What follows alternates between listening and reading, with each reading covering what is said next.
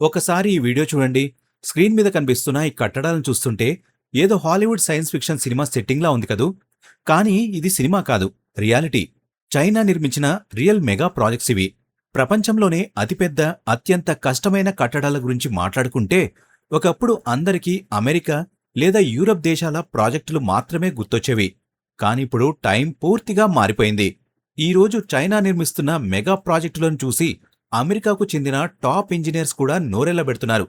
ఇది అస్సలు సాధ్యమేనా అని ప్రపంచం ఆలోచించే లోపే చైనా ఆ ప్రాజెక్టును పూర్తి చేసి ఓపెనింగ్ కూడా చేసేస్తోంది. ఇంజనీరింగ్ ప్రపంచంలో ఇంపాసిబుల్ అనే పదానికి అర్థాన్ని మారుస్తూ చైనా సృష్టిస్తున్న అద్భుతాలు ఏంటి? అసలు అమెరికా లాంటి సూపర్ పవర్ దేశాల కంటే చైనా ఎలా ఇంత వేగంగా దూసుకుపోతోంది? అసలు చైనాకి ఇంత టెక్నాలజీ ఎలా పాసిబుల్ అయింది? దీని వెనక ఉన్న సీక్రెట్ ఏంటి? కేవలం కొన్ని దశాబ్దాల క్రితం వరకు ఒక సాధారణ దేశంగా ఉన్న చైనా ఈరోజు ప్రపంచాన్నే శాసించే స్థాయికి ఎలా ఎదిగింది? దీని వెనక ఏదైనా దాగి ఉన్న మిస్టరీ ఉందా, లేక ఎవరికీ తెలియని మైండ్ గేమ్ ఉందా? ఈరోజు మనం ఈ వీడియోలో చైనా గ్లోబల్ ఇన్ఫ్రాస్ట్రక్చర్ కింగ్గా మారిన ఆ 4 మైండ్ బ్లోయింగ్ మెగా ప్రాజెక్టుల గురించి కంప్లీట్ స్టోరీని, వాటి వెనక ఉన్న అసలు రహస్యాలను చాలా డీటెయిల్గా తెలుసుకుందాం. ముందుగా మనం ప్రపంచంలోనే అత్యంత వేగవంతమైన రైల్వే వ్యవస్థ ఏంటి అని మాట్లాడుకుంటే చాలామందికి మొదట గుర్తొచ్చేది జపాన్ దేశమే. కానీ ఈరోజు రియాలిటీ పూర్తిగా మారిపోయింది. ప్రపంచంలోనే అతిపెద్ద, అత్యంత అడ్వాన్స్డ్ బుల్లెట్ ట్రైన్ నెట్వర్క్ ఏ దేశంలో ఉందో తెలుసా? అది చైనాలోనే ఉంది. దీన్ని క్లియర్గా అర్థం చేసుకోవడానికి మనం ఒక మైండ్ బ్లోయింగ్ కంపారిజన్ చూద్దాం. అమెరికాలోని కాలిఫోర్నియాలో 2008వ సంవత్సరంలో ఒక ప్రతిష్టాత్మకమైన high speed rail project announce చేశారు. ఆ ప్రాజెక్టు ప్లానింగ్ ప్రకారం 2020 కల్లా పనులు పూర్తి చేసి లాస్ ఏంజల్స్ నుండి శాన్ ఫ్రాన్సిస్కో నగరాల మధ్య దూరాన్ని కేవలం కొన్ని గంటల ప్రయాణంగా మార్చాలని టార్గెట్ పెట్టుకున్నారు. ఈ ప్రాజెక్టు కోసం మొదట అంచనా వేసిన బడ్జెట్ $33 బిలియన్. కానీ ఈరోజు రియాలిటీ ఏంటంటే ఆ ప్రాజెక్టు ఇప్పటికీ పూర్తి కాలేదు సరికదా, దాని నిర్మాణ ఖర్చు మాత్రం ఏకంగా $128 బిలియన్ దాటిపోయింది.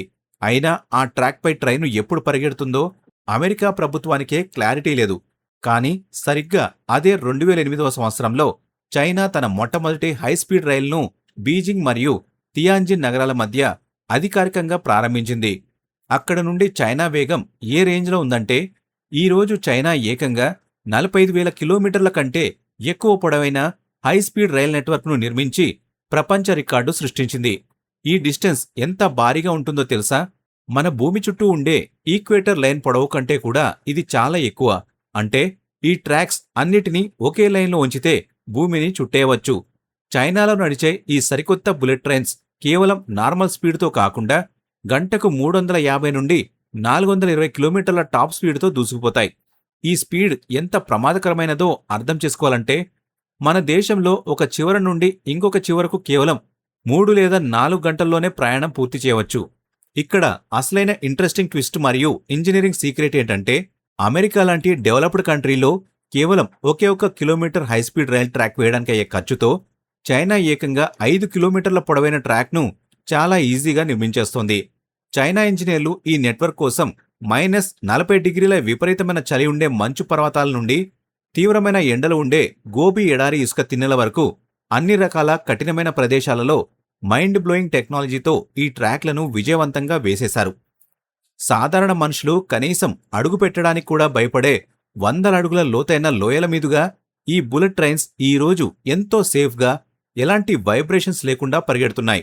అమెరికా లాంటి సూపర్ పవర్ దేశం ఒకే ఒక్క రైల్వే లైన్ కోసం దశాబ్దాల తరబడి టైం వేస్ట్ చేస్తూ నష్టపోతుంటే చైనా మాత్రం ప్రతి సంవత్సరం వేల కిలోమీటర్ల కొత్త ట్రాక్ లైన్లను దేశంలోని మారుమూల ప్రాంతాలకు కనెక్ట్ చేస్తూ గ్లోబల్ ఇన్ఫ్రాస్ట్రక్చర్ రంగాన్ని పూర్తిగా రూల్ చేస్తోంది. ఇక బ్రిడ్జ్ నిర్మాణాల విషయానికొస్తే చైనా సృష్టించిన రికార్డులను బ్రేక్ చేయడం ప్రపంచంలో ఏ దేశానికైనా దాదాపు ఇంపాసిబుల్ అని చెప్పాలి. ఒక బ్రిడ్జ్ అనేది కేవలం 2 వేర్వేరు ప్రాంతాలను కలపడమే కాదు, ఆ దేశం యొక్క కంప్లీట్ ఇండస్ట్రియల్ పవర్ మరియు ఇంజనీరింగ్ కెపాసిటీని ప్రపంచానికి చూపిస్తుంది. అమెరికా ఇప్పటికీ తమ చారిత్రాత్మక గోల్డెన్ గేట్ బ్రిడ్జ్ను చూసి గర్వపడుతుంది. అది ఒకప్పుడు నిజంగానే ఒక అద్భుతం. కానీ ప్రస్తుత రిపోర్ట్స్ ప్రకారం అమెరికాలో ఉన్న దాదాపు 42% బ్రిడ్జ్లు చాలా పాతవి అయిపోయాయి మరియు లోపల పూర్తిగా బలహీనంగా మారాయి. దీనివల్ల ప్రతి సంవత్సరం అక్కడి రవాణా వ్యవస్థకు మరియు ఎకానమీకి బిలియన్ల కొద్దీ నష్టం జరుగుతోంది. కానీ చైనా వైపు చూస్తే ప్రపంచంలోనే అత్యంత పొడవైన టాప్ 10 సముద్రపు బ్రిడ్జ్లలో 8 బ్రిడ్జ్లు కేవలం ఒక్క చైనాలోనే ఉన్నాయి. ఇది ఏదో యాక్సిడెంటల్గా జరిగింది కాదు. వారి పక్కా మేనేజ్మెంట్, భారీ ఫండింగ్ మరియు అడ్వాన్స్డ్ ఆటోమేటిక్ టెక్నాలజీ వల్ల మాత్రమే సాధ్యమైంది. సాధారణంగా అమెరికా లేదా ఇతర యూరప్ దేశాలలో ఒక పెద్ద బ్రిడ్జ్ కట్టాలంటే కనీసం 7 నుండి 10 సంవత్సరాల సుదీర్ఘమైన టైం పడుతుంది. కానీ చైనా ఈ డిలే ప్రాబ్లంను సాల్వ్ చేయడానికి ఒక సరికొత్త బ్రిడ్జ్ లాంచింగ్ మెషిన్ టెక్నాలజీని సొంతంగా డెవలప్ చేసింది. ఈ భారీ మెషిన్స్ సహాయంతో 100 టన్నుల బరువు ఉండే బ్రిడ్జ్ పార్ట్స్ను ముందే వేరే చోట ఉండే ఫ్యాక్టరీలో పక్కాగా తయారు చేసి డైరెక్ట్గా కన్స్ట్రక్షన్ సైట్కు తీసుకొచ్చి కేవలం కొన్ని గంటల్లోనే ఒక పజిల్ గేమ్ లాగా చాలా పర్ఫెక్ట్గా ఫిక్స్ చేస్తారు. దీనికి ఒక బెస్ట్ ఎగ్జాంపుల్ ఏంటంటే చైనాలోని హెబీ ప్రావిన్స్లో ఒక రైల్వే ఓవర్పాస్ బ్రిడ్జ్ కడుతున్నప్పుడు ఏకంగా 16,000 టన్నుల బరువున్న ఒక భారీ కాంక్రీట్ బ్రిడ్జ్ పార్ట్ను కేవలం 85 నిమిషాల్లో 90 డిగ్రీల యాంగిల్లో రొటేట్ చేసి పక్కాగా కనెక్ట్ చేశారు. ఈ అద్భుతాన్ని చూసి ఇంటర్నేషనల్ మీడియా మరియు వెస్టర్న్ ఇంజనీర్స్ సైతం షాక్ అయ్యారు. ఒక అమెరికన్ ఎక్స్పర్ట్ అయితే లైవ్లో కామెంట్ చేస్తూ అసలు చైనా దేశంలో రోజుకు 24 గంటల కంటే ఎక్కువ టైం ఉంటుందా? వీళ్ళీ రేంజ్ స్పీడ్తో ప్రాజెక్ట్స్ ఎలా కడుతున్నారని ఆశ్చర్యం వ్యక్తం చేశారు. దీనంతటికి మించి చైనా సముద్రంపై కట్టిన హాంకాంగ్ జువే మకావ్ బ్రిడ్జ్ ఒక రియల్ మోడర్న్ వండర్. 55 కిలోమీటర్ల భారీ పొడవున్న ఈ సముద్రపు బ్రిడ్జ్ నిర్మించడానికి 4,000 కంటే ఎక్కువ గ్లోబల్ కంపెనీలు, లక్షలాది మంది వర్కర్లు మరియు ఇంజనీర్లు రాత్రి పగలు షిఫ్ట్లలో కష్టపడ్డారు.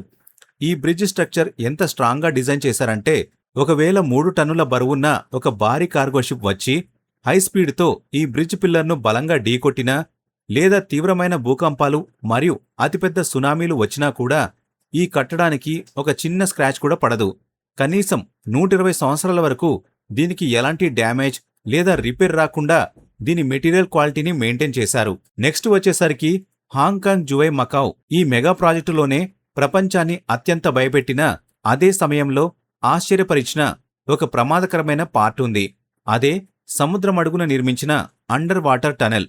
ఈ నిర్మించిన రూట్లో సముద్రం గుండా ప్రపంచంలోనే అతిపెద్ద కంటైనర్ షిప్లు ప్రయాణించాల్సి ఉంటుంది.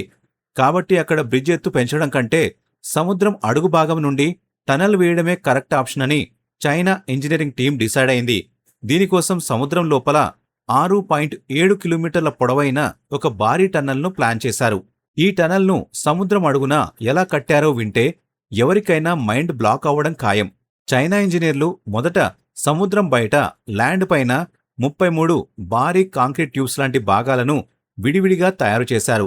ఇందులో ప్రతి ఒక్క సింగిల్ పార్ట్ 8 అంతస్తుల బిల్డింగ్ అంత ఎత్తు మరియు దాదాపు 80,000 టన్నుల బరువు ఉంటుంది. ఈ భారీ భాగాలను షిప్స్ ద్వారా సముద్రం మధ్యలోకి తీసుకెళ్లి అక్కడ నుండి కరెక్ట్గా సముద్రం అడుగుకి దించి ఒకదానికొకటి మిల్లీమీటర్ పాయింట్ కూడా తేడా లేకుండా జాయిన్ చేయాలి.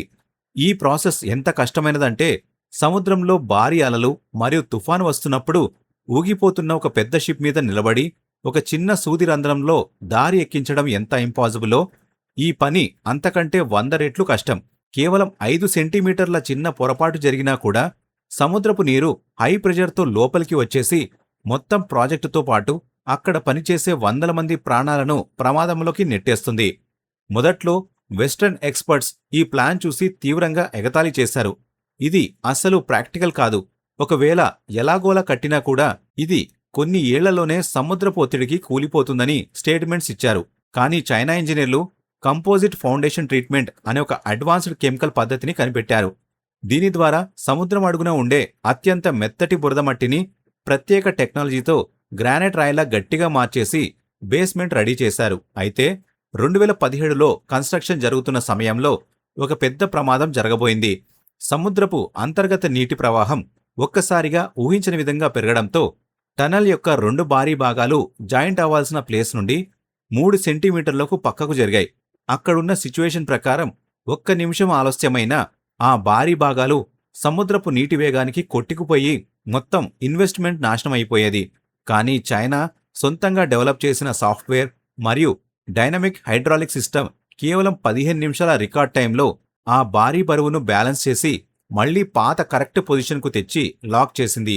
ఈరోజు ఈ అండర్ వాటర్ టనల్ ఎంత సేఫ్గా రన్ అవుతూ చైనా యొక్క ఇంజనీరింగ్ పవర్ను ప్రపంచ దేశాలకు ప్రూవ్ చేసింది. చైనా కేవలం రవాణా రంగం మాత్రమే కాదు, ప్రకృతిలో ఉండే నీటి శక్తిని ఉపయోగించుకుని క్లీన్ ఎనర్జీ మరియు కరెంటు తయారు చేయడంలో కూడా చైనా సరికొత్త రికార్డులను క్రియేట్ చేస్తోంది. అమెరికాలో ఉన్న హూవర్ డ్యాం గురించి మనం చాలా కాలంగా వింటూనే ఉన్నాం. అది గత శతాబ్దపు ఒక గొప్ప ఇంజనీరింగ్ వండర్ అనడంలో ఎలాంటి సందేహం లేదు. కానీ చైనా ఇటీవల పూర్తి చేసిన బేహేతాన్ హైడ్రోపవర్ స్టేషన్ ముందు అది చాలా చిన్న ప్రాజెక్టుగా కనిపిస్తుంది. ఈ బేహేతాన్ ప్రాజెక్ట్ అంటే కేవలం పైన కనిపించే ఒక నార్మల్ డ్యాం మాత్రమే కాదు, ఇది భారీ కొండల లోపల నిర్మించిన ఒక అండర్ గ్రౌండ్ సిటీ లాంటిది.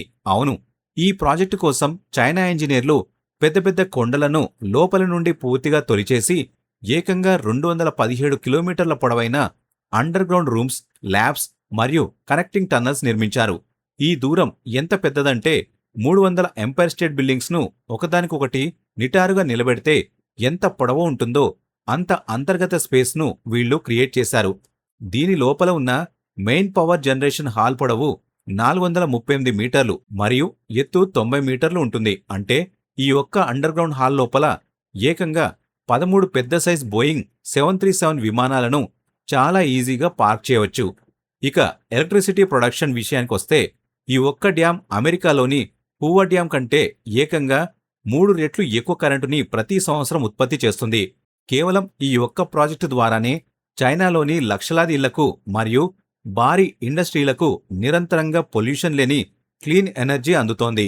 ఇక్కడ మనం గమనించాల్సిన ముఖ్యమైన పాయింట్ ఏంటంటే, అమెరికాలో బిగ్ డిగ్ అనే ఒక చిన్న అండర్ గ్రౌండ్ రోడ్ ప్రాజెక్టు కోసం బడ్జెట్ కంటే 220% ఎక్కువ ఖర్చు చేసి దశాబ్దాల టైం వేస్ట్ చేసిన హిస్టరీ ఉంది.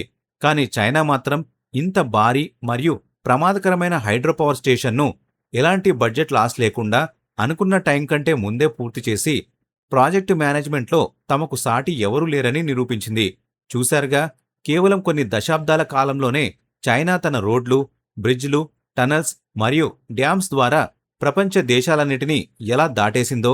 ఒకప్పుడు ఏ ప్రాజెక్టులనైతే ఇతర దేశాలు ఇది ఇంపాసిబుల్, అస్సలు చేయలేరని అన్నాయో వాటిని చైనా ఈరోజు కళ్ల ముందు రియాలిటీగా మార్చి చూపించింది. అందుకే ఈరోజు ఇన్ఫ్రాస్ట్రక్చర్ రంగంలో చైనాను బీట్ చేయడం ఎవరికైనా చాలా కష్టం. మరి రాబోయే రోజుల్లో చైనా ఇంకెలాంటి అద్భుతాలు సృష్టిస్తుందో చూడాలి. మీకు ఈ చైనా మెగా ప్రాజెక్టులలో ఏ ప్రాజెక్ట్ అన్నిటికంటే ఎక్కువగా నచ్చిందో కింద కామెంట్ సెక్షన్లో ఖచ్చితంగా షేర్ చేయండి. ఈ ఇన్ఫర్మేషన్ మీకు నచ్చితే వీడియోని లైక్ చేయండి, మీ ఫ్రెండ్స్తో షేర్ చేయండి.